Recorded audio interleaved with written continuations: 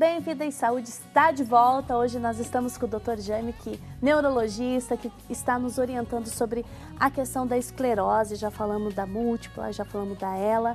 Agora, nesse bloco, vamos falar da tuberosa, não é, doutor? E da sistêmica. Antes de eu fazer essas outras questões que chegaram, vocês que estão em casa, obrigada pelo envio das perguntas, tanto pelo WhatsApp quanto por telefone. Vocês também podem entrar no nosso Face. Lá tem uma enquete, você conhece o que é esclerose? Olha, o doutor Jaime já está respondendo.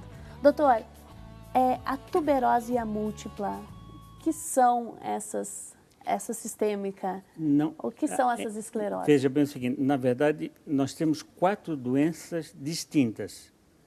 Não existe relação entre elas. Não existe um braço que conduz? Não existe, digamos, uma convergência, não é possível.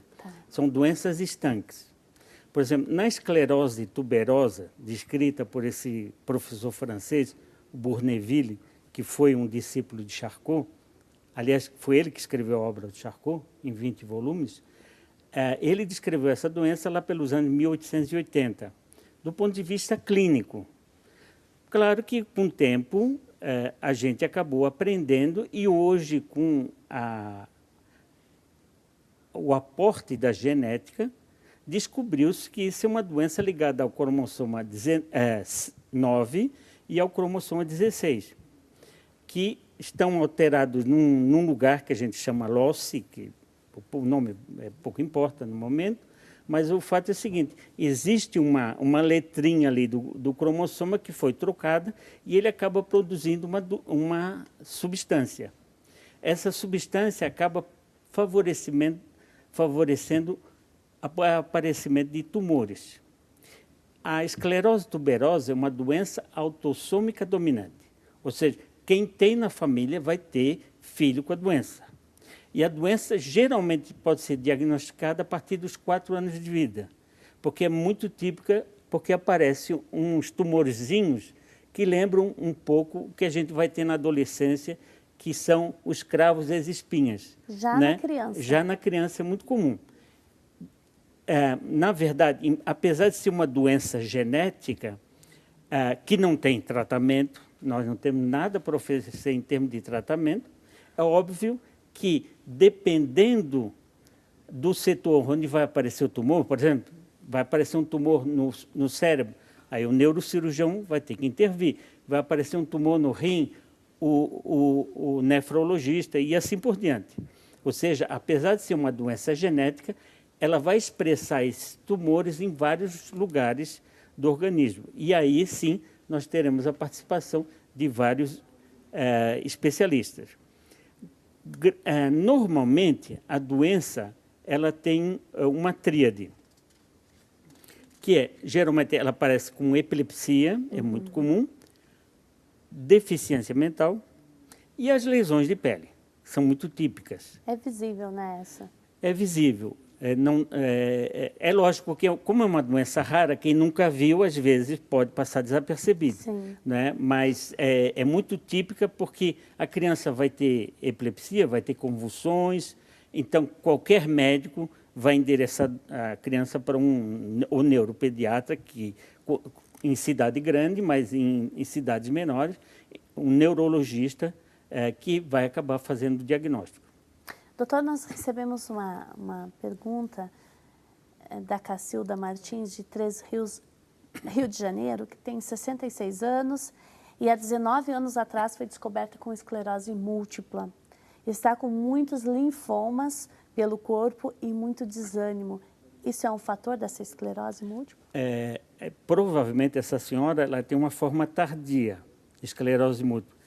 Nas formas tardias, o que predomina é a mulher, geralmente em torno da menopausa ou após a menopausa. Geralmente são as chamadas formas progressivas primárias, ou seja, os sintomas neurológicos se estabelecem e eles progridem, eles nunca mais regridem ao estágio anterior. Né? O desânimo, a perda de vontade, a fadiga é muito comum na esclerose múltipla. E deve ser tratada, hoje em dia nós temos 2 ou 3 medicamentos muito eficazes para tratar esse tipo de sintoma. da mesma forma que os distúrbios de natureza vesical e esfincteriano, perda de urina, etc. Ou seja, dá para se tratar perfeitamente. Entendi. Pelo WhatsApp nós recebemos a seguinte pergunta. Meu avô teve AVC, ele ficou muito parado. Ele fez um exame que constatou que está com demência. Pode ser esclerose? Olha, o senhor começou o programa dizendo que demência e esclerose não são a mesma coisa. Na verdade, o povo, as pessoas, é aquilo que eu falei para você.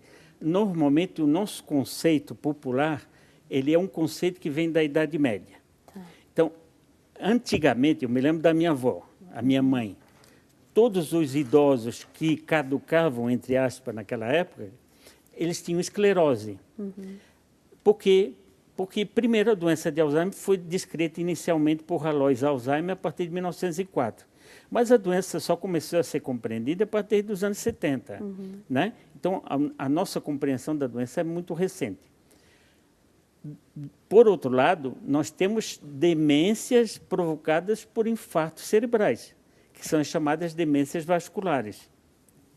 Provavelmente, pelo que ele descreveu, provavelmente o avô dele deve ter uma demência vascular, que geralmente ocasiona muito isso, que é essa apatia, essa falta de espontaneidade no movimento, né? Geralmente são por infartos múltiplos. Muito bem, doutor, até agora dá para perceber que a esclerose, como bem o senhor disse, afeta a vida de uma pessoa de uma maneira total. O trabalho, a relação em família, a relação em sociedade. Como lidar com o paciente que tem a esclerose e começa a apresentar um caso de depressão? Porque, inclusive, a gente recebeu uma pergunta que a pessoa disse, olha, eu estou com depressão, eu sinto muitas dores ósseas, eu me sinto mal. Como que consegue trabalhar com esses dois fatores? Veja, é relativamente simples, desde que você saiba fazer o diagnóstico. Por exemplo, na esclerose múltipla, é muito comum a fadiga, a perda de energia, perda de vigor, não é?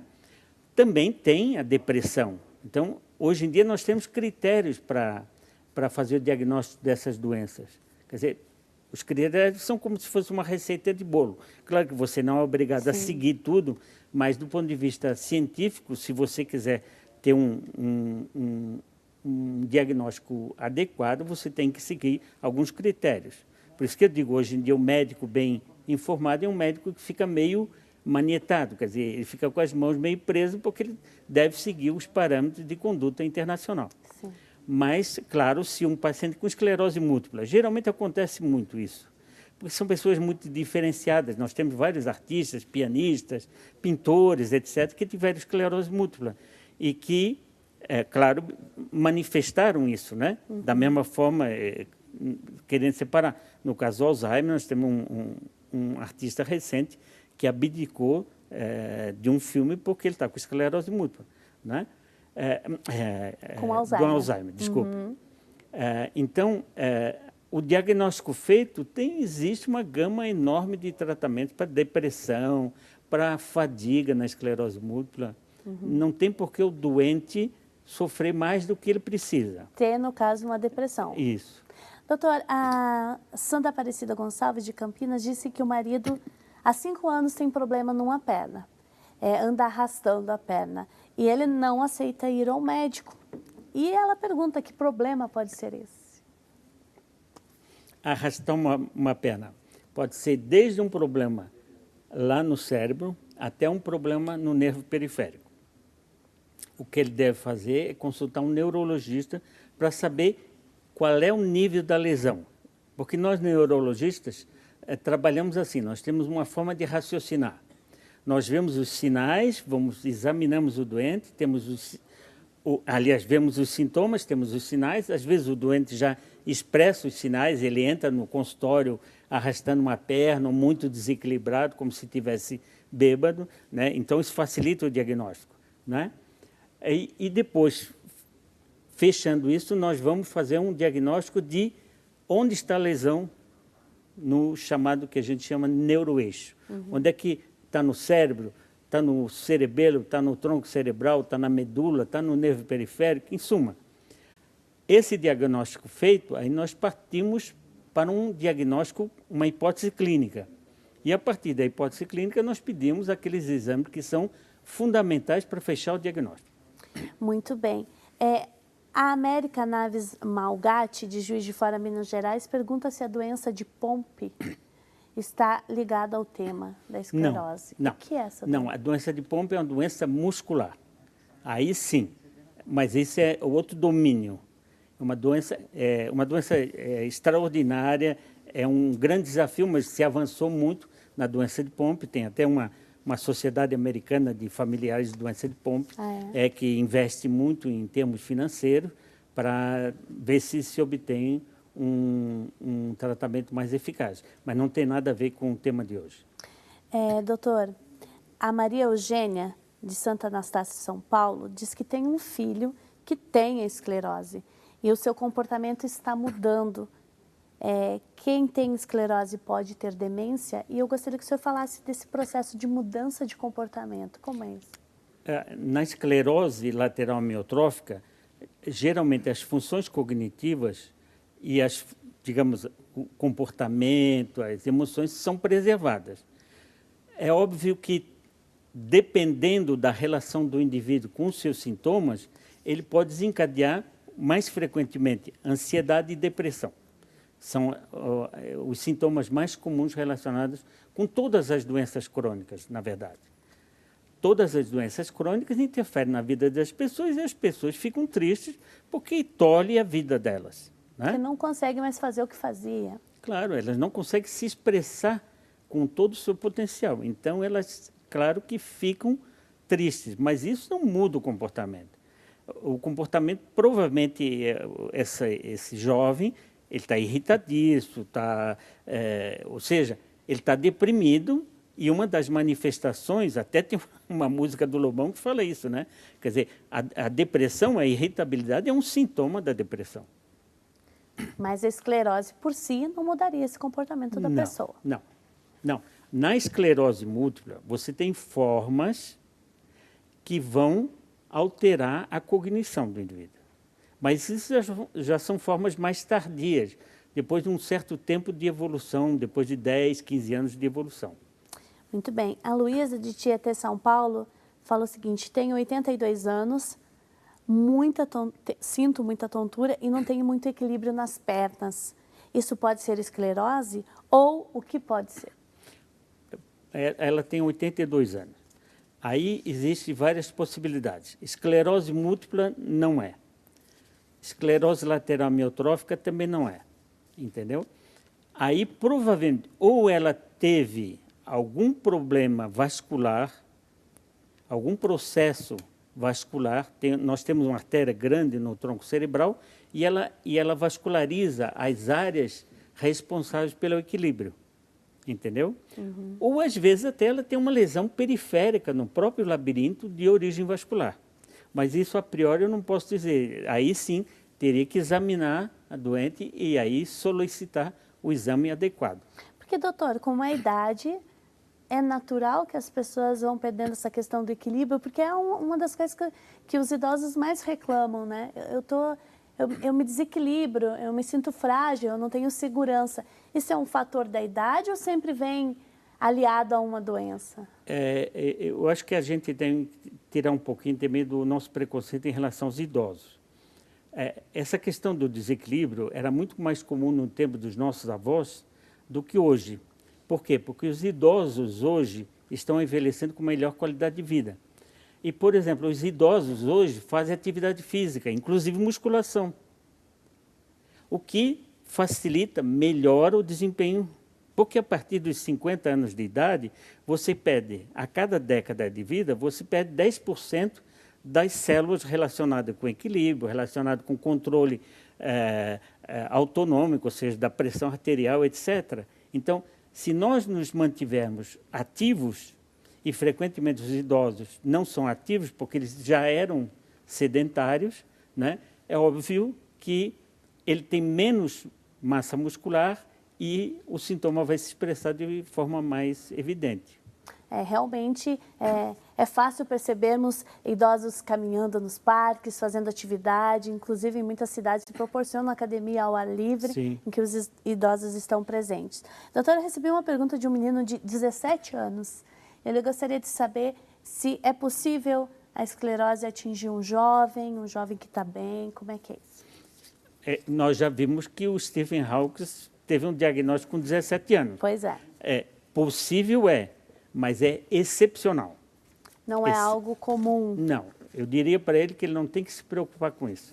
Ele deve se preocupar com o estudo e progredir na vida para ser um cidadão que possa contribuir com o país. É algo, no caso desse cientista, foi algo inédito. Inédito, totalmente. Mas é interessante porque no caso do Stephen, ele tinha 2 anos de vida só, né?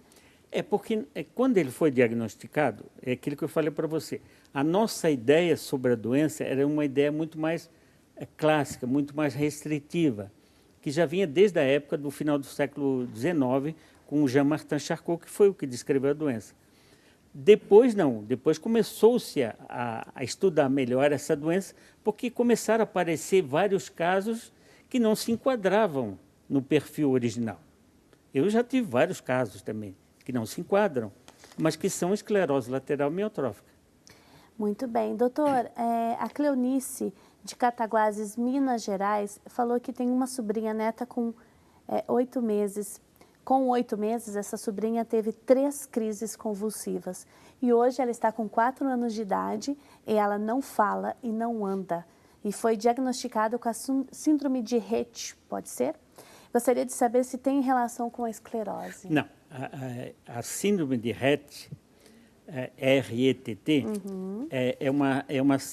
é uma das formas da síndrome autística, porque o autismo hoje não é mais uma doença, é uma síndrome.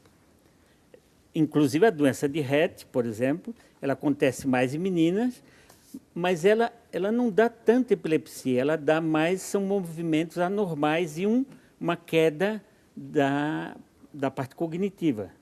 Geralmente as meninas, elas se mexem assim, elas ficam fazendo esse movimento, né? É muito comum. Tanto é que quando você vê uma criança com esse tipo de movimento, qualquer um que já vê o síndrome de Rett, você bate o olho e você faz o diagnóstico. Você sabe, né, que é isso. Agora, essa criança, eu não sei se ela tem todos esses sintomas, né? Muito bem. Chegou um e-mail da Silvia Maria de Santana perguntando qual a diferença entre ela e a polineuropatia periférica. Essa é uma boa pergunta, porque nós temos as polineuropatias, eu diria, vamos falar mais das neuropatias. Nós temos algumas neuropatias que pode vir acompanhando, neuropatia que afeta o nervo periférico, tá? Ou seja, não tem nada a ver com a medula, e não tem nada a ver com o receptor no músculo, é no trajeto, é na fiação, como se fosse entre o interruptor e a lâmpada, né? Então, tem algumas formas que podem, inclusive, aparecer fasciculação. Aí, o diagnóstico é feito pelo neurologista, que vai separar o que é uma coisa, o que é outra. Quando a neuropatia comete mais de um nervo, geralmente a gente fala de polineuropatia, que pode ser simétrica, no caso de doenças inflamatórias ou deficiência vitamínica, e pode ser assimétrica, por exemplo, pode até ser uma manifestação de uma doença neoplásica, de um câncer, né? Muito bem, o programa Vida e Saúde está falando com o neurologista Jaime Júnior, e nós estamos tentando esclarecer o que é a esclerose e as suas variações. Nós vamos para um rápido intervalo e a seguir a gente volta com as considerações finais.